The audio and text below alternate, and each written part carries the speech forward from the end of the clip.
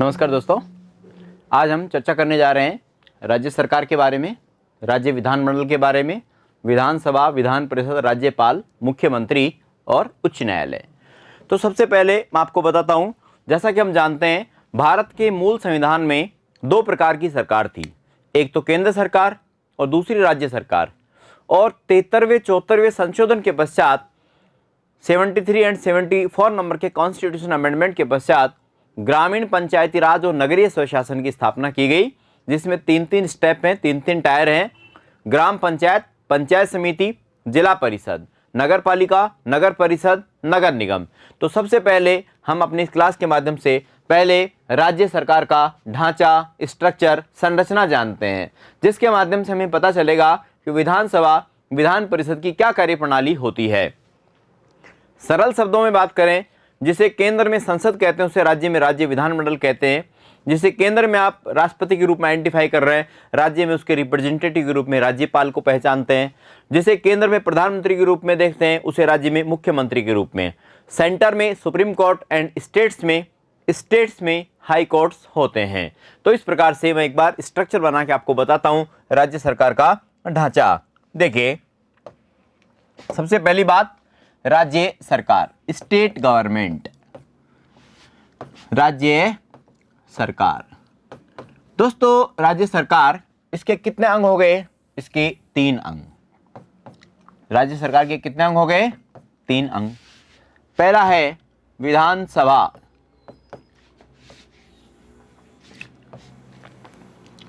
देखिए, एक एक पॉइंट को समझने की कोशिश करेंगे। 1, 2, 3। यहां लिखेंगे राज्य विधान मंडल। इसके 2 हाउस हो गए। पहला है विधानसभा और दूसरा है विधान परिषद। विधान परिषद, विधानसभा, विधान परिषद। कार्यपालिका, यहां पे एक तो हो गया, यहां की बात करें तो इसका नाम एक तो हो गया, ये क्या है? व्यवस्थापिका। व्यवस्थापिका। सेकंड स्टेप हो गया कार्यपालिका। थर्ड स्टेप हो गया ये न्यायपालिका।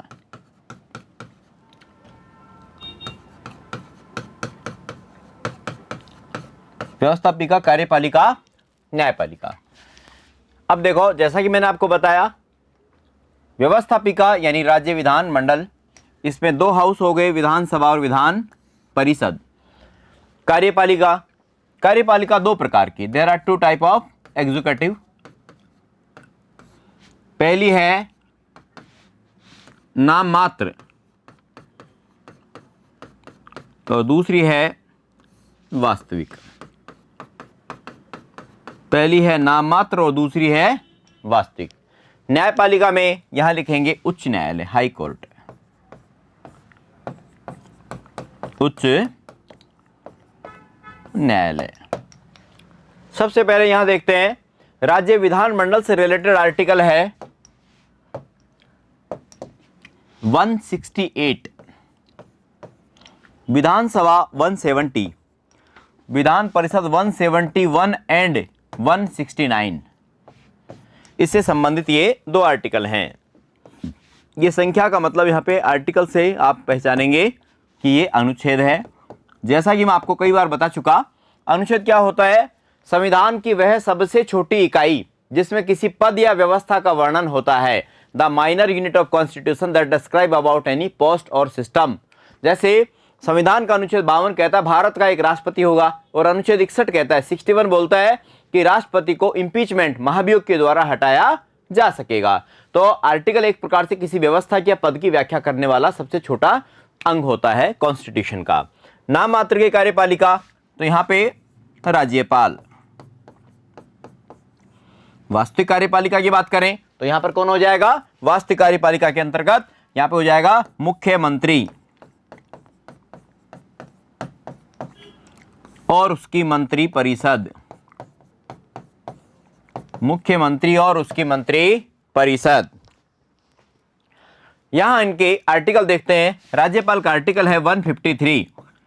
153 कहता है प्रत्येक राज्य में एक राज्यपाल होगा और 7 नंबर के कॉन्स्टिट्यूशन अमेंडमेंट के द्वारा यह डिसाइड कर दिया गया कि 2 या 2 से अधिक राज्यों के लिए एक व्यक्ति को राज्यपाल बनाया जा सकेगा। तो यहां पे 2 या 2 से अधिक व्यक्तियों को 2 या 2 से अधिक राज्यों के लिए एक व्यक्ति को राज्यपाल बनाया जा सकेगा। इसमें 2 बातें और साथ सुन लीजिए। जब किसी व्यक्ति को दूसरे राज्य का राज्यपाल बनाया जाता है, एक राज्य का वो ऑलरेडी राज्यपाल है, गवर्नर है, तो उसे वह वेतन मिलता है जो राष्ट्रपति निर्धारित करे। सामान्यतः छात्र समझ ले कि डबल वेतन मिलता होगा। इसका उत्तर है डिसाइडेड बाई एग्जीक्यूटिव ऑर्डर, यानी कार्यकारी आदेश के द्वारा निर्धारित किया गया वेतन उसको प्राप्त होता है कि दोनों राज्य आधा आधा देंगे कि एक ही राज्य देगा। एक बात। दूसरी बात, जब किसी व्यक्ति को दूसरे राज्य का राज्यपाल बनाया जाता है तो उसे दूसरी बार भी शपथ लेनी होती है, उसको सेकेंड टाइम भी शपथ लेनी होती है। यह बात, इस तथ्य में आप ध्यान रखें। मुख्यमंत्री और मंत्री परिषद, तो इसका आर्टिकल है 164 और मंत्री परिषद इसका आर्टिकल है 163। और यहां बात करें उच्च न्यायालय, उच्च न्यायालय का आर्टिकल है 214 और 231। 214 कहता है प्रत्येक राज्य में एक उच्च न्यायालय होगा और 231 कहता है 2 या 2 से अधिक राज्यों के लिए एक उच्च न्यायालय बनाया जा सकेगा। वर्तमान में भारत में 28 तो हैं राज्य और 8 केंद्र शासित प्रदेश।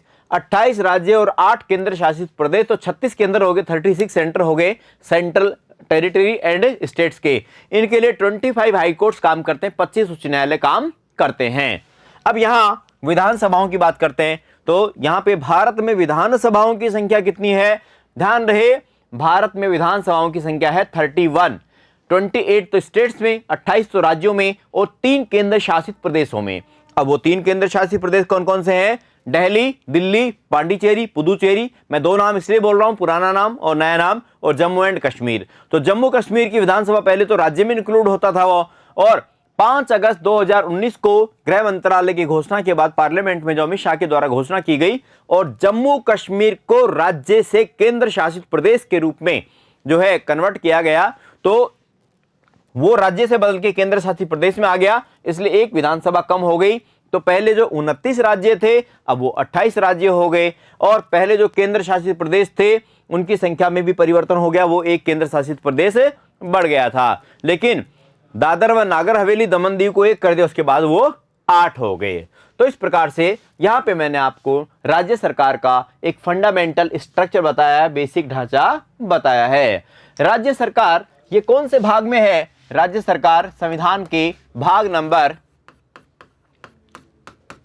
6 में है, और इससे रिलेटेड जो आर्टिकल्स हैं ये हैं अनुच्छेद 152 से लेकर 237। अनुच्छेद 152 से 237। तो आप देखिए ये जितनी बातें मैंने लिखी हैं इस स्ट्रक्चर में, यहां पे अनुच्छेद कहां से कहां तक है, ये पूरा जो सिस्टम है ये अनुच्छेद 152 से लेकर 237 के मध्य वर्णित है। अब हम बात करेंगे यहां पे विधानसभा, विधान परिषद, राज्यपाल, मुख्यमंत्री, उच्च न्यायालय, जिसे आप केंद्र में इन नामों से पुकार रहे हैं, राज्य में नामों से पुकार रहे हैं, तो केंद्र में ये हो जाएंगे क्या? संसद, लोकसभा, राज्यसभा, राष्ट्रपति, प्रधानमंत्री, मंत्रिपरिषद, सर्वोच्च न्यायालय। वहां भाग है 5, यहां भाग 6 हो गया, और वहां पे आर्टिकल हैं 52 से 151। फिर 152 में तो राज्य शब्द की परिभाषा आ गई, ये राज्य शब्द की परिभाषा इसमें वर्णन कर दिया गया है। तो इस प्रकार से मैं समझता हूं यहां पे बेसिक स्ट्रक्चर आपको भली भांति समझ में आ गया। अब हम चर्चा करने जा रहे हैं दोस्तों किस पे? विधान परिषद के टॉपिक पर। विधान परिषद, सबसे पहली बात आवश्यकता। विधान परिषद की आवश्यकता क्यों होती है? नंबर 1, सबसे पहले इसके आप अन्य नाम जानेंगे तो आपको समझ में आएगा। एक तो ये स्थायी सदन है, द्वितीय सदन, स्थायी सदन, द्वितीय सदन।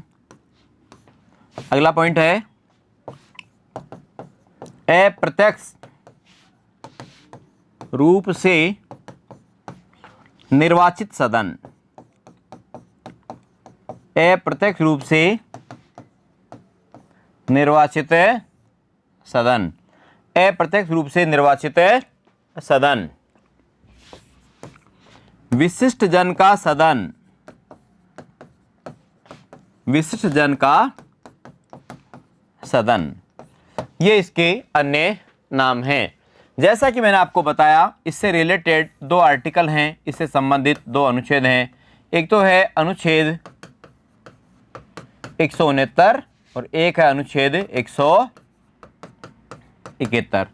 तो 169 में तो इसकी स्थापना करने और इसे समाप्त करने की प्रक्रिया का वर्णन है, और 171 में इसकी संरचना है, यानी सदस्य की न्यूनतम उम्र, कार्यकाल, क्या इसकी कार्यप्रणाली है, सदस्य कौन कौन होंगे, उनको कौन चुनेगा, उनका निर्वाचन किसके द्वारा किया जाएगा, इन सब बातों और तथ्यों का वर्णन है। लेकिन पहले अपन इसकी आवश्यकता जानते हैं कि इसकी आवश्यकता क्या होती है, इसकी क्या जरूरत पड़ती है, विधान परिषद क्यों बनानी पड़ती है।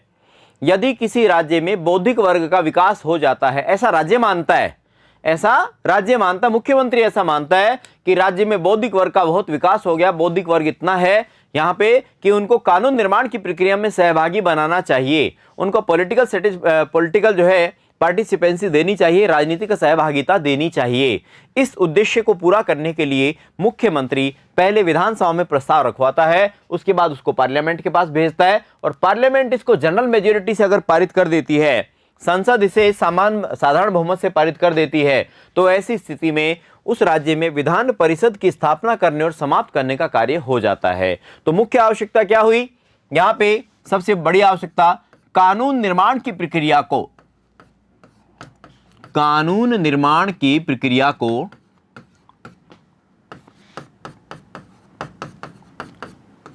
पारदर्शी बनाने के लिए, पारदर्शी बनाने हेतु, कानून निर्माण की प्रक्रिया को पारदर्शी बनाने हेतु। तो इसका मतलब क्या विधानसभा कानून बनाती तो पारदर्शी नहीं होता? होता है।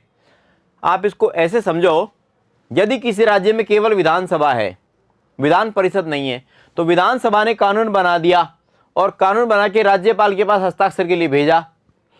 अब राज्यपाल के पास जब वो हस्ताक्षर के लिए पहुंचा तो सीधा उसके ऊपर डिसीजन हो जाएगा विधानसभा की मंशा के अनुसार। लेकिन यदि बीच में विधान परिषद है तो उस विधान परिषद के द्वारा, विधान परिषद के माध्यम से उसकी कमियों का पता लगाया जा सकेगा, उसकी क्या स्कैरसिटीज है, उसकी क्या कमियां हैं, उसका भी पता लगाया जा सकता है। क्योंकि विधान परिषद में बैठने वाले व्यक्ति कौन होते हैं? शिक्षक होते हैं, स्नातक होते हैं, पूर्व सांसद हो, पूर्व विधायक होते हैं, पूर्व कोई भी नेता हो सकता है, और मनोनीत सदस्य कला, साहित्य, विज्ञान, समाज सेवा, सहकारिता वाले व्यक्ति होते हैं। इस प्रकार से ये हो सकता है कि वो उस बात का की परख करके, उस बात की पड़ताल करके कानून के किसी पेज के बारे में ऐसी जानकारी दें कि भविष्य में, अभी तो ठीक है ये कानून, आगे आने वाले समय में पारदर्शी नहीं होगा। तो इसकी आवश्यकता कानून निर्माण की प्रक्रिया को पारदर्शी बनाने के लिए और राज्य के बौद्धिक वर्ग को राजनीतिक सहभागिता देने के उद्देश्य से होता है। राज्य के बौद्धिक वर्ग को राजनीतिक सहभागिता देने के उद्देश्य से होता है। तो इस प्रकार से विधान परिषद की ये हमने समझी फंडामेंटल, इसकी क्या आवश्यकता है।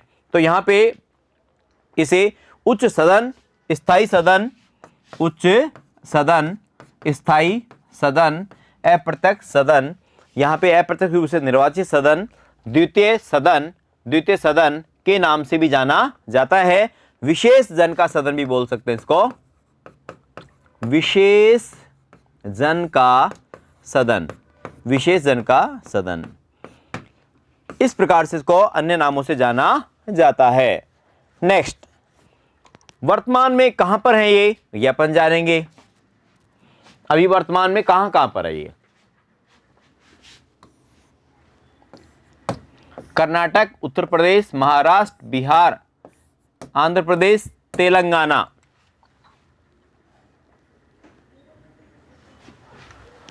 कर्नाटक, उत्तर प्रदेश,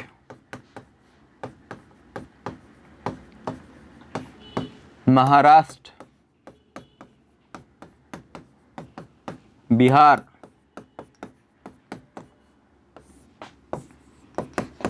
आंध्र प्रदेश,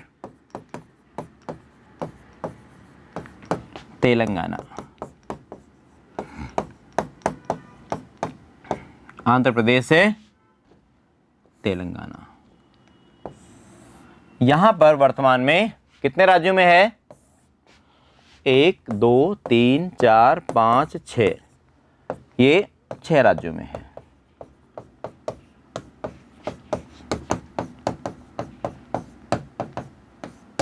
कितने राज्यों में है? 6 राज्यों में स्थित है। नेक्स्ट, राजस्थान विधानसभा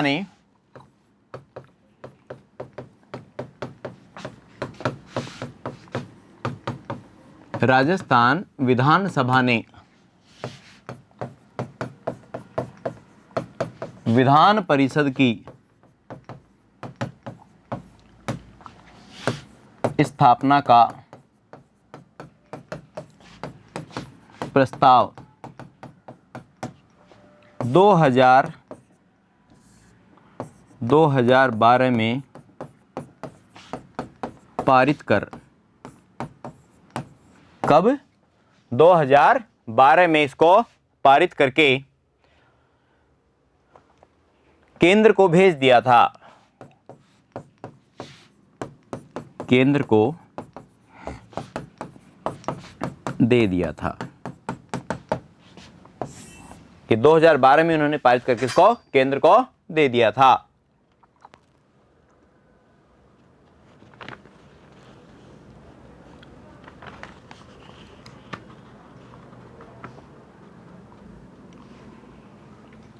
नेक्स्ट, इसके बाद अभी हाल ही में यानी 2019 में भी ये चर्चा में आया कि अशोक गहलोत सरकार के द्वारा, राजस्थान अशोक गहलोत सरकार के द्वारा प्रस्ताव भेजा गया। ये अत्यंत चर्चित रहा। मतलब फाइनल बात यह है कि राजस्थान की विधानसभा ने प्रस्ताव को पारित करके केंद्र को भेज दिया है कि वहां पे स्थापना, राजस्थान में स्थापना होनी चाहिए। नेक्स्ट हम बात करते हैं सर्वप्रथम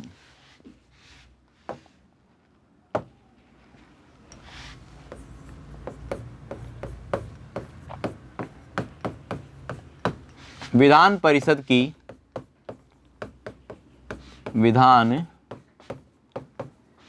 की स्थापना का प्रस्ताव, विधान परिषद की स्थापना का प्रस्ताव आंध्र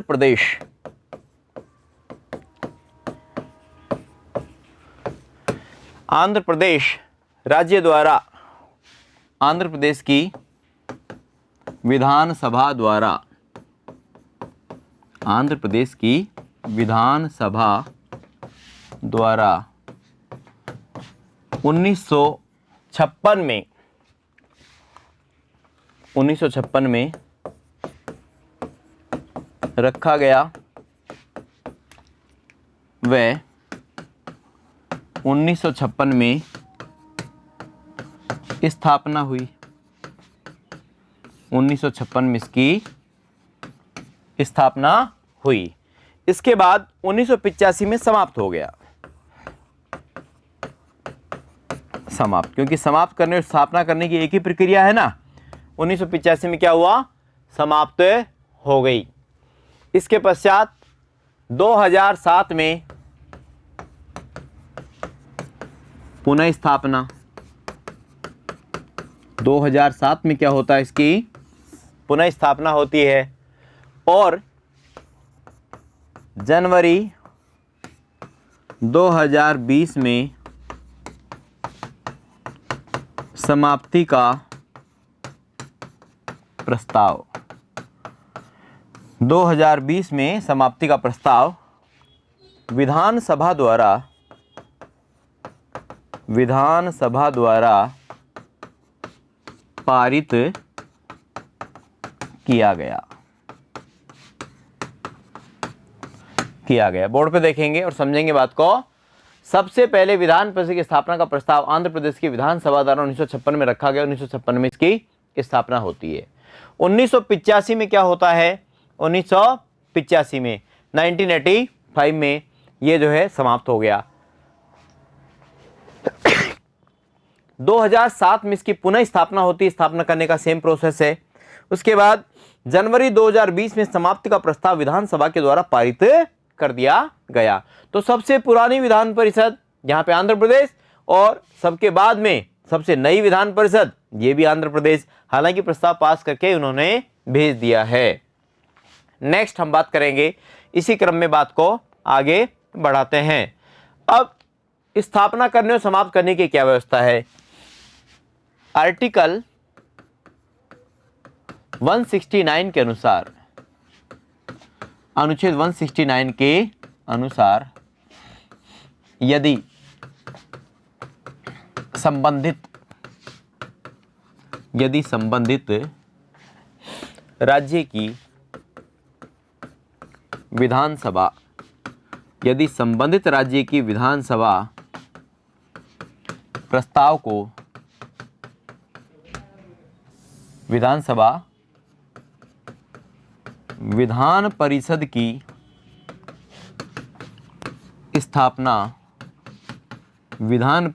स्थापना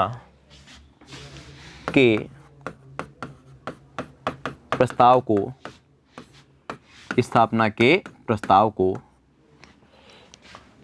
विशेष बहुमत से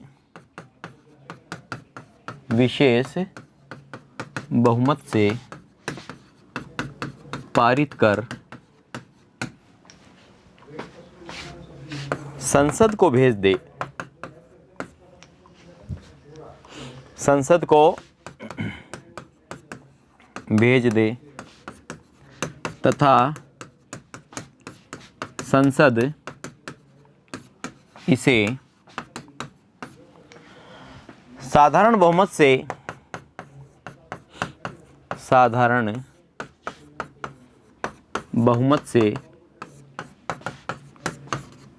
पारित कर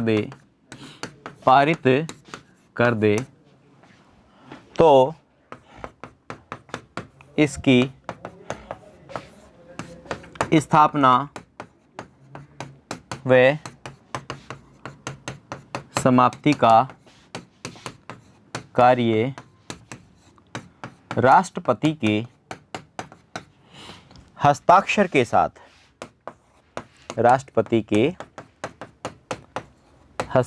के साथ पूर्ण हो जाएगा। इसको अत्यंत सलीके से हम समझते हैं, व्यवस्थित तरीके से समझते हैं। अनुच्छेद 169 के अनुसार यदि संबंधित राज्य की विधानसभा विधान परिषद की स्थापना, विधानसभा का निर्णय होगा विधान परिषद की स्थापना समाप्त करने का। विधान परिषद की स्थापना के प्रस्ताव को विशेष बहुमत से पारित कर संसद को भेज दे तथा संसद इसे साधारण बहुमत से पारित कर दे तो इसकी स्थापना या समाप्ति दोनों में से जो भी हो, यहाँ पे स्थापना और समाप्ति दोनों बातें आएंगी, ध्यान रखना। स्थापना भी हो सकती है और समाप्ति भी हो सकती है, दोनों प्रस्तावों के ऊपर एक ही प्रक्रिया है। स्थापना करने और समाप्त करने का कार्य राष्ट्रपति के हस्ताक्षरों के साथ पूरा हो जाएगा। नेक्स्ट आगे हम बात करेंगे, ये कॉन्सेप्ट आपको समझ में आ गया। अब हम बात करेंगे इसकी सदस्य संख्या। देखिए सदस्य संख्या,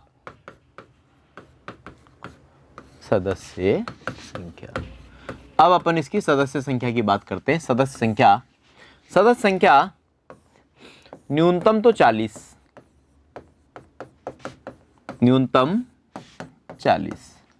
और अधिकतम कितनी हो सकती है। संबंधित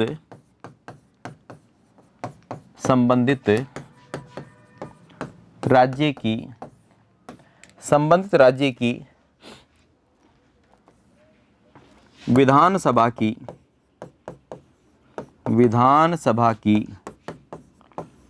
कुल सदस्य संख्या के 1/3 से अधिक नहीं हो सकती।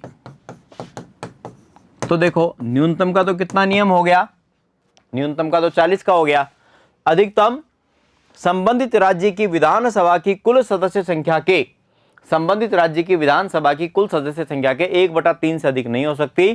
तो अपन इसको ऐसे समझ सकते हैं, जैसे इसको ऐसे जान लो, किसी राज्य की विधानसभा में 300 सदस्य हैं और उस राज्य में विधान परिषद बननी है। उस राज्य में क्या बनना है? विधान परिषद बननी है। तो उस राज्य में यदि विधान परिषद बनेगी तो वहां पर विधान परिषद के सदस्यों की संख्या 100 से अधिक नहीं हो सकती, क्योंकि एकदम साफ लिखा हुआ है, एकदम क्लियर लिखा हुआ है, जैसा कि आप देख पा रहे हैं। यहाँ पे न्यूनतम तो कितनी? 40 और अधिकतम संबंधित राज्य की विधानसभा की कुल सदस्य संख्या के 1/3 से अधिक नहीं हो सकती। नॉट मोर देन 1/3, 1/3 से अधिक नहीं हो सकती। ये बात आपको ध्यान रखनी है। ये सदस्य संख्या का फंडामेंटल रूल है, बेसिक रूल है, आधारभूत नियम है। नेक्स्ट, इसमें ये नियम और है, यदि किसी राज्य में विधानसभा की सदस्य संख्या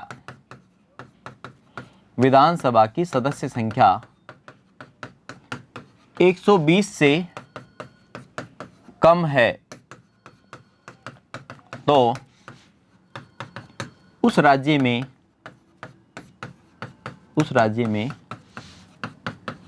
विधान परिषद की स्थापना नहीं हो सकती। विधान परिषद की स्थापना नहीं हो सकती, उस राज्य में विधान परिषद की स्थापना नहीं की जा सकती। इसमें यह भी एक बेसिक नियम है, आधारभूत नियम है, इसके ऊपर भी एक कॉन्सेप्ट काम करता है। नेक्स्ट, अब हम बात करेंगे इसमें कोरम या गणपूर्ति। कोरम या गणपूर्ति, कोरम क्या होता है, गणपूर्ति क्या होती है, इसको अपन इसमें जानेंगे। देखो, यहां हम बात कर रहे हैं किसकी? कोरम या गणपूर्ति की, तो इसको अपन समझेंगे। देखिए,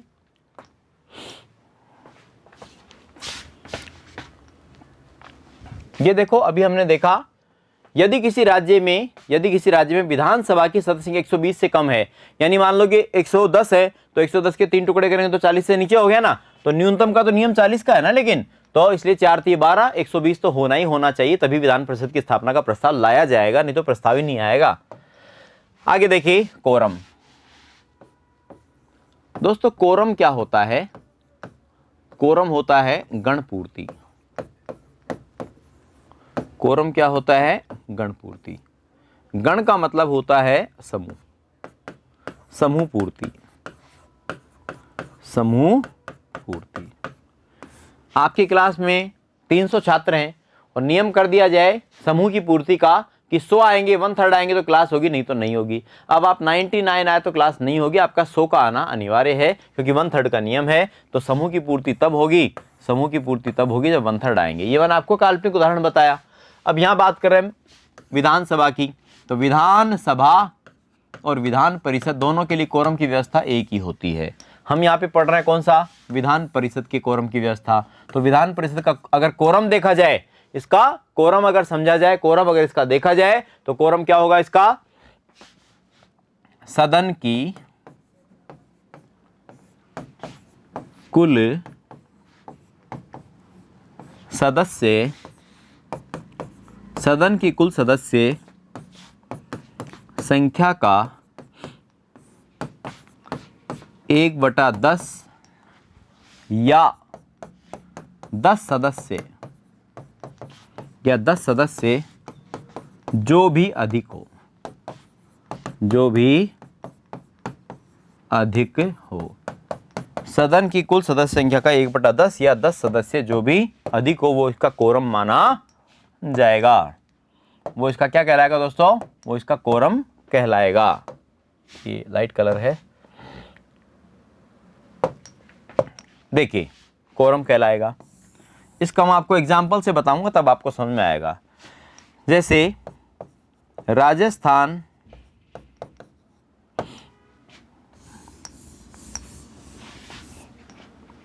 काल्पनिक रूप से मान लो किसी राज्य में विधानसभा या विधान परिषद सदस्य 180 हैं। कितने हैं? 180 हैं। तो 180 सदस्य हैं किसमें? विधानसभा में, विधान परिषद में। इसका 1/10 कितना हो गया? यहाँ पे 18। तो वहां पे 18 सदस्य बुला के विधानसभा या विधान परिषद की बैठक बुला सकते हैं। अब हम बात करें जैसे मान लो सिक्किम की। सिक्किम विधानसभा में सदस्य हैं 32, तो 32 का 10% कितना हो गया? 4 सदस्य, 3.5 4 ही बोलेंगे। 4 सदस्यों से बैठक नहीं होगी, वहां पे न्यूनतम 10 सदस्य, जो भी अधिक हो, न्यूनतम 10 सदस्य बुला करके विधान परिषद की बैठक का आयोजन किया जा सकेगा। 10 सदस्य बुला करके विधान परिषद की बैठक का आयोजन किया जा सकेगा। इस प्रकार से सदन की कुल सदस्य संख्या का 1/10 या 10 सदस्य जो भी अधिक हो, इसके आधार पर इसका आयोजन किया जा सकेगा, बैठक का आयोजन किया जा सकेगा। मैं समझता हूं ये बात आपको समझ में आ गई। तो यहाँ पे सदन की कुल सदस्य संख्या का 1/10 या 10 सदस्य जो भी अधिक हो। अब अधिक कौन सा है? 32 का 10%, 4 अधिक है या 10 संख्या अधिक है, तो 10 संख्या ये वाला नियम लगेगा इसमें। सेम यही विधान परिषद में होता है, सेम यही विधान सभा में होता है। नेक्स्ट, तो यहां पे एक बात निकल के सामने आती है, विधान परिषद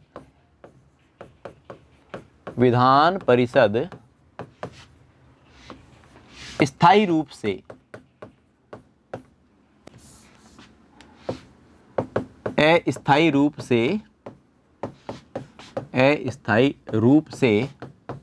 स्थायी सदन है। अस्थायी रूप से कैसा सदन है?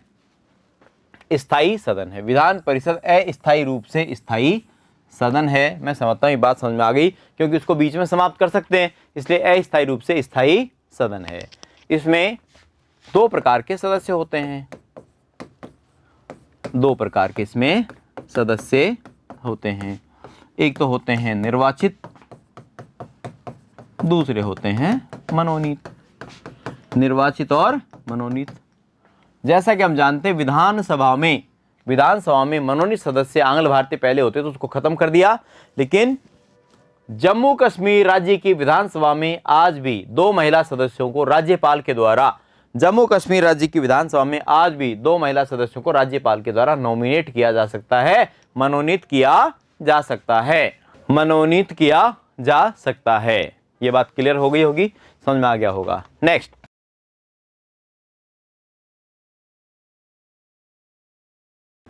सदस्यों की योग्यता।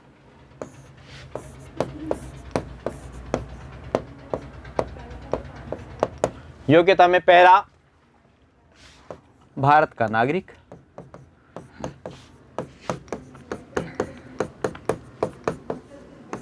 30 वर्ष आयु,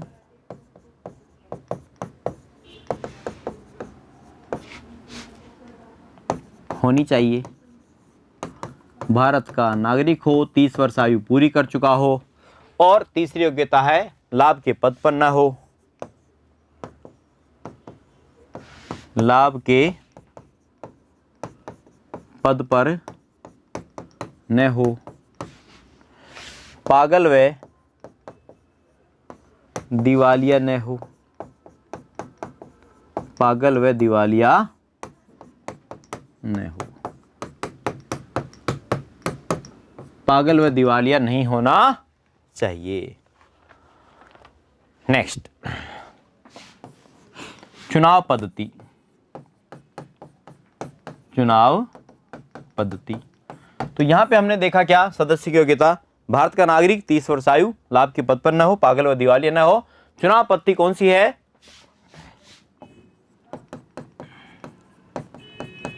आनुपातिक प्रतिनिधित्व की, आनुपातिक प्रतिनिधित्व की एकल संक्रमणीय, आनुपातिक प्रतिनिधित्व की एकल संक्रमणीय मत प्रणाली, एकल संक्रमणीय मत प्रणाली। इस प्रणाली के आधार पर विधान परिषद के सदस्यों का चुनाव होता है, और ये होता तो है अप्रत्यक्ष रूप से, लेकिन खुली मतदान प्रणाली है। अप्रत्यक्ष और खुली मतदान प्रणाली। खुली मतदान प्रणाली। तो यहां पे अपन ने दो बातें लिखी। पहली बात तो अपन ने लिखी किसकी? सदस्य की योग्यता। भारत का नागरिक होना चाहिए, 30 वर्ष आयु पूरी कर चुका हो, लाभ के पद पर न हो, पागल व दिवालिया न हो, चुनाव पत्ती आनुपातिक प्रतिनिधित्व की एकल संक्रमणीय मत प्रणाली, प्रत्यक्ष अप्रत्यक्ष रूप से चुनाव होगा, अप्रत्यक्ष रूप से चुनाव होगा, और खुली मतदान प्रणाली है इसमें खुली मतदान प्रणाली का सहारा लिया गया है। अब यूं कह सकते हैं इसमें जो सदस्य होते हैं उसमें से 1/6 और 5/6, 1/6 और 5/6, तो 1/6 सदस्य तो होते हैं कैसे? मनोनीत। 1/6 सदस्य तो कैसे होते हैं? मनोनीत। और 5/6 सदस्य होते हैं निर्वाचित। 5/6 सदस्य कैसे होते हैं? निर्वाचित। इसमें ये प्रावधान किया गया है, इसमें ये फंडामेंटल प्रावधान किया गया है। नेक्स्ट आगे बढ़ेंगे।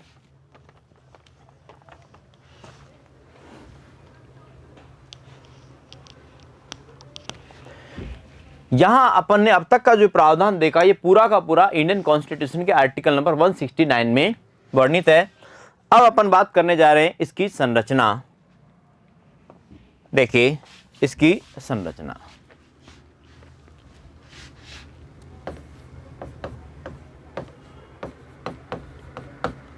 संरचना अनुच्छेद 173।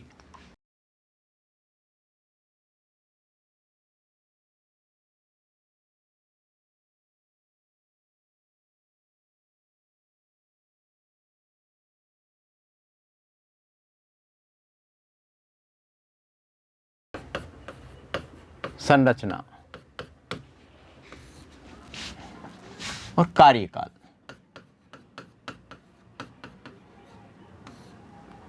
यहां पे संरचना का आर्टिकल है 171। ये कौन से अनुच्छेद में वर्णित है? 171। और इसका जो कार्यकाल है वो है 172, 172। तो पहले अपन इसको समझेंगे।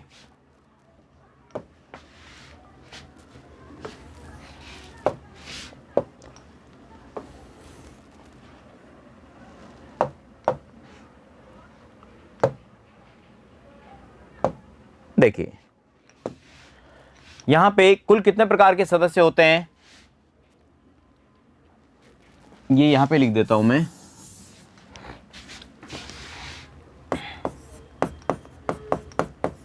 कार्यकाल, सदनों की अवधि मतलब अनुच्छेद 173। इसमें देखो कार्यकाल सदस्य, कार्यकाल सदस्य कितना? 6 वर्ष। और प्रति 2 वर्ष बाद 1/3 सदस्य सेवानिवृत्त हो जाते हैं। प्रति 2 वर्ष बाद 1/3 सदस्य इसमें सेवानिवृत्त हो जाते हैं। अब इसके सदस्य पढ़ेंगे अपन। 1, 2, 3, 4, 5, 5 प्रकार के सदस्य होते हैं। 1, 2, 3, 4, 5, कुल 5 प्रकार के मेंबर हैं इसमें। अब ये 5 प्रकार के मेंबर 1/3, 1/3, 1/6, 1/12 और 1/12। 1/3 ये होते हैं पूर्व विधायक व सामान्य जन। 1/3 होते हैं स्थानीय निकाय सदस्य। इसमें कौन शामिल नहीं होता? वार्ड पंचों को छोड़कर। वार्ड पंच नहीं होते इसमें, वार्ड पंचों को छोड़कर। उसके बाद है स्नातकों द्वारा निर्वाचित। स्नातकों द्वारा निर्वाचित स्नातक। स्नातकों द्वारा निर्वाचित स्नातक कितने साल पहले के? 3 वर्ष पूर्व के। कितने साल पहले के होने चाहिए? 3 साल पहले के होने चाहिए। उसके बाद हम बात करें यहां पे, ये हो गए 1/12, फिर 1/12, फिर आएगा 1/6। और 1/12 ये कौन होते हैं? माध्यमिक या उच्च स्तर पर अध्यापनरत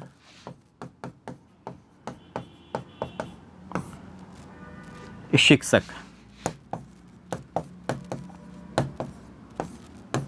तीन वर्ष का उनको अनुभव होना चाहिए। इनको कितने साल का अनुभव होना चाहिए? 3 वर्ष का शिक्षक। और ये किसके द्वारा? शिक्षकों द्वारा निर्वाचित। शिक्षकों द्वारा निर्वाचित। शिक्षकों के द्वारा निर्वाचित होना चाहिए। और ये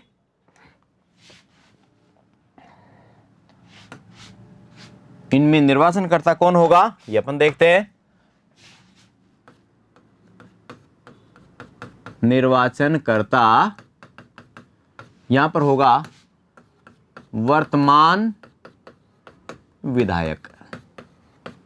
वर्तमान विधायकों के द्वारा इलेक्ट किया जाएगा इस कैटेगरी को। और स्थानीय निकाय सदस्य, स्थानीय निकाय सदस्य इनको इन्हीं निकायों द्वारा निर्वाचित, इन्हीं निकायों के द्वारा निर्वाचित होंगे। तो यहां पे पूर्व विधायक और सामान्य जन, स्थानीय निकाय सदस्य इन्हीं निकायों द्वारा निर्वाचित, स्नातकों द्वारा निर्वाचित, और माध्यमिक या उच्च स्तर पर अध्यापनरत शिक्षक 3 वर्ष पूर्व का अनुभव रखने वाले और शिक्षकों के द्वारा निर्वाचित किया जाएगा। और ये होंगे मनोनीत। राज्यपाल द्वारा मनोनीत। किसके द्वारा? राज्यपाल के द्वारा। ये जो मनोनीत हैं ये हैं साहित्य, विज्ञान, कला, सहकारी आंदोलन और समाज सेवा क्षेत्र से, समाज सेवा के क्षेत्र से। अब देखो एक बार मैं इसका और लिख देता हूं थोड़ा सा, तो आपको और गहराई से समझ में आ जाएगा। देखो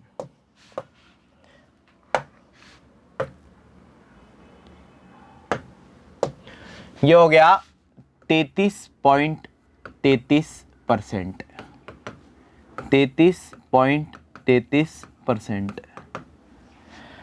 ये हो गया 16.66%, 8.33%, 8.33%। हम इसका बेस्ट एग्जाम्पल मान लेते हैं। किसका? इसका बेहतरीन उदाहरण हम मान लेते हैं उत्तर प्रदेश का। उत्तर प्रदेश की विधान परिषद में कितने मेंबर हैं? यूपी की विधान परिषद में 100 मेंबर हैं। उत्तर प्रदेश की विधान परिषद में 100 सदस्य हैं। तो 171 में संरचना है और कार्यकाल 173 में है। कार्यकाल यहाँ पे सदस्य प्रति कार्यकाल कितने समय के बाद में? कार्यकाल प्रति 2 वर्ष के बाद में, प्रति 2 वर्ष के बाद में। ये 172 है, भूलवश लिख दिया मैंने। तो कार्यकाल प्रति 2 वर्ष बाद 1/3 सदस्य इसमें रिटायर हो जाते हैं। कुल 5 प्रकार के सदस्य होते हैं। 1/3, 1/3, 1/6, 1/12, 1/3, 1/3, 1/6, 1/12, 1/12। तो ये 33.33%, 33.33%, 8.33%, 8.33% और 16.66%।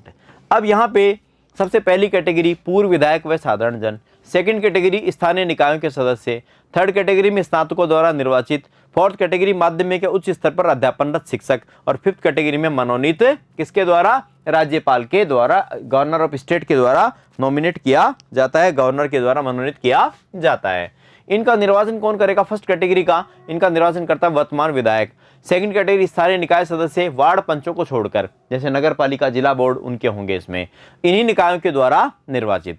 स्नातकों द्वारा निर्वाचित पूरे भारत के किसी भी विश्वविद्यालय से उसने स्नातक किया हो, स्नातक किया हो। अब स्नातक तो हजारों हो जाएंगे, लेकिन इसमें बेसिक नियम है कि यूनिवर्सिटी से जुड़े हुए जो कॉलेजेस होते हैं उनसे जिसने ग्रेजुएट किया हो उसको जो है प्राथमिकता दी जाती है। प्राथमिकता क्या, वही होते ही वही हैं।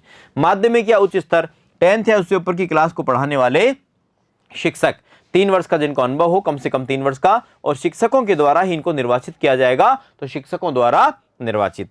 फिर आता है मनोनीत राज्यपाल के द्वारा। ये राज्यपाल के द्वारा मनोनीत साहित्य, विज्ञान, कला, सहकारी आंदोलन और समाज सेवा। संविधान में भी यही क्रम लिखा हुआ है, ये ध्यान रखना, संविधान में लिखा हुआ यही क्रम है। पहले साहित्य, फिर विज्ञान, फिर कला, फिर सहकारी आंदोलन, फिर समाज सेवा। राज्यसभा वाले में क्या होता है? पहले साहित्य, फिर विज्ञान, फिर कला, उसके बाद में समाज सेवा के क्षेत्र से मनोनीत। इस प्रकार से इसमें बेसिक आधारभूत नियमबद्धता है। मैं समझता हूँ ये बात आपको समझ में आ गई होगी, ठीक प्रकार से आप इसको जान गए होंगे। तो यहाँ पे हमने इनमें सदस्य संख्या के बारे में समझा, इनके रूल और रेगुलेशन के बारे में जाना।